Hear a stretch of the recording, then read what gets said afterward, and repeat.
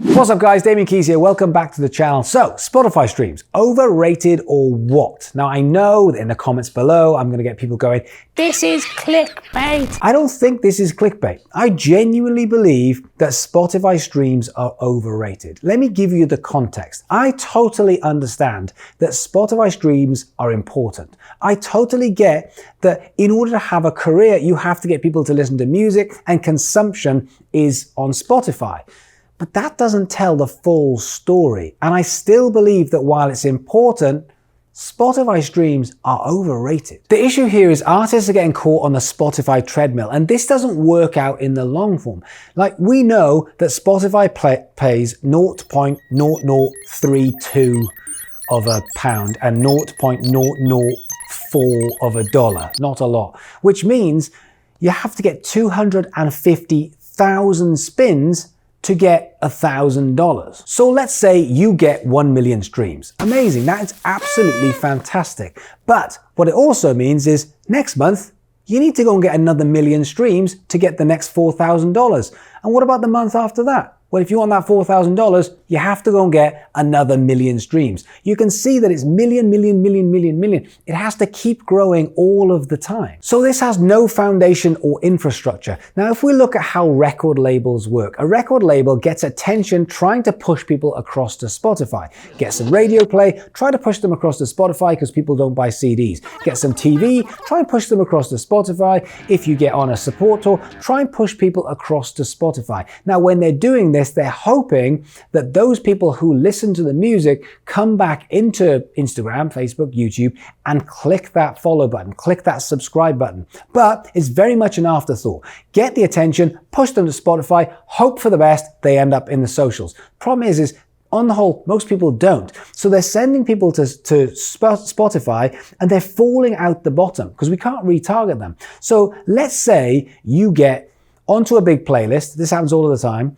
and you get 250,000 streams. And you message me and you go, I've just got on a playlist, I've got 250,000 streams. And I'll be high-fiving you. I'll be like, that is amazing. I'm super proud of you. I love that. But when you say, what do I do next? Now I'm like, I don't know really. I mean, go again?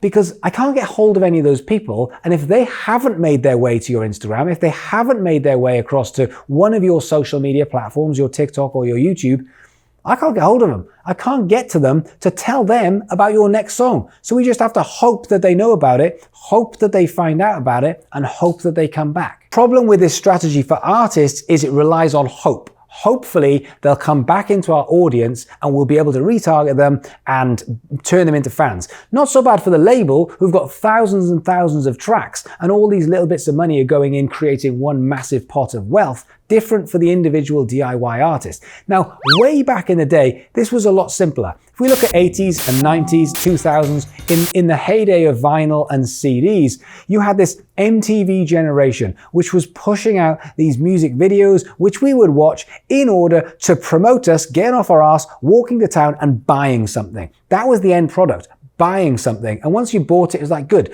hopefully you'll come and see us play live, hopefully you'll buy the next album, but we did the thing that we needed to do. In those days, there was no afterthought. It was a case of promote this, get people to do this, transaction done, hopefully there'll be more transactions in the future. Now today, it's very different. We live in a world of distractions. It's not just music, it's also games, it's Netflix, it's social media. There's millions of distractions, and on top of that, there isn't a final payment.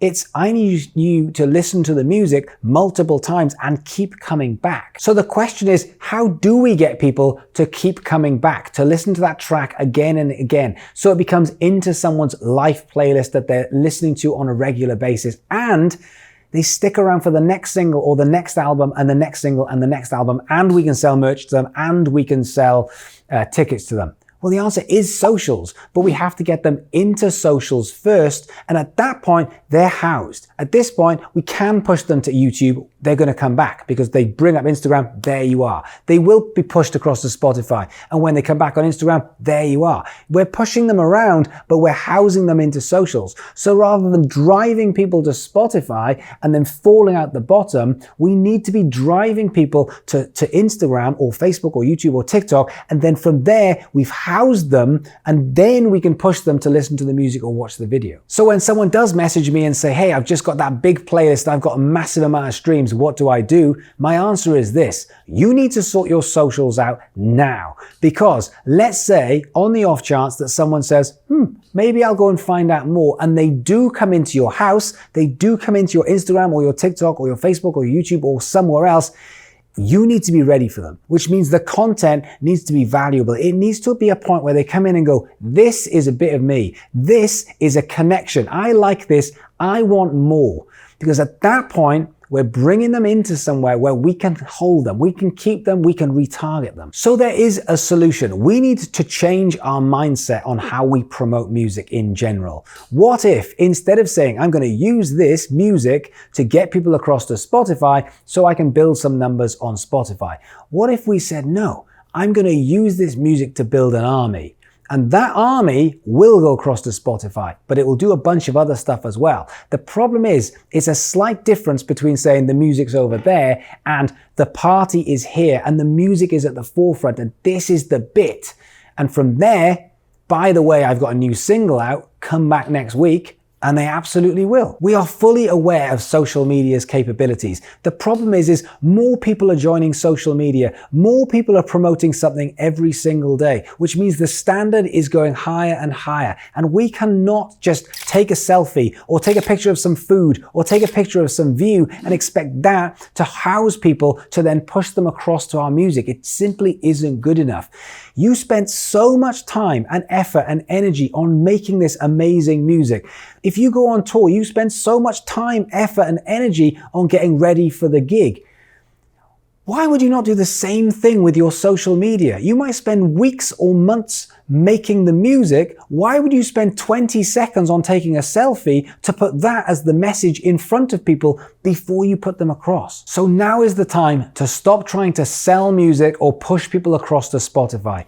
Now is the time to start entertaining in a platform that works for you and your audience. So they come back every day to get more of you. So they become addicted to you, your music, and your story. And in doing so, then we can easily push people across to Spotify. That data will be good data, which means Spotify will find it easier to push you into different playlists, which means the music will grow and you will feed the beast. That's the way that we need to think about promoting music. In and across. So lastly, going back to our original example, 1 million plays pays $4,000. Amazing. How do you get them back? Well, if they're in Instagram, you can, because next month, I got a new single out and those million people can be pushed across. And the next month, those million people get pushed across, etc., etc. And that's how you have foundations and infrastructure. So guys, we're all aware how competitive it is to get your music out there and actually start to build this audience. But with the right strategy, in doing things the right way, not only can you build an audience, but you can monetize that audience. And at that point, now you are on a winner. So for strategies like this and other strategies, if you haven't checked out DK Music Business Academy, now's your time. This is what we talk about in the community and in the live sessions every single week. There are musicians from all over the world, like yourself, releasing music, learning about these new marketing strategies, how to promote music, new technology, etc. And there's 50 plus hours of courses on strategies like this. So what are you waiting for? There's even 7,000 curators in a database that you can get your music in front of. Hit the link below, come and join me in DK MBA. Otherwise, do me a favor, hit that like, hit that subscribe button, and I will see you again next week.